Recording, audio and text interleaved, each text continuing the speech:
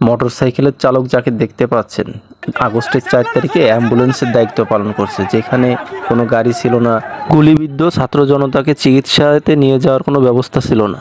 তখন এই রাব্বি মিনিমাম 20 থেকে 25 জন আহত রোগীকে চিকিৎসা দেওয়ার জন্য বিভিন্ন স্থানে নিয়ে গেছে মোটরসাইকেলে করে। এই মোটরসাইকেলটা আগস্টের 4 তারিখে অ্যাম্বুলেন্সের দায়িত্ব পালন করছিল। কত মোটরসাইকেল ছিল, কিন্তু তারা ভয়ে কখনো এগোয়ে আসেনি, শুধু দাঁড়ায় দাঁড়ায় দেখছে। আর এইটা অ্যাম্বুলেন্সের দায়িত্ব পালন করছে। হাজার সালাম এই সমস্ত বীর সৈনিকদের, যারা ওই দিন অ্যাম্বুলেন্সের দায়িত্ব পালন করছে। মোটরসাইকেলের চালক যাকে দেখতে পাচ্ছেন আগস্টের 4 তারিখে অ্যাম্বুলেন্সের দায়িত্ব পালন করছে, যেখানে কোনো গাড়ি ছিল না। গুলিবিদ্ধ ছাত্র জনতাকে চিকিৎসাতে নিয়ে যাওয়ার কোনো ব্যবস্থা ছিল না।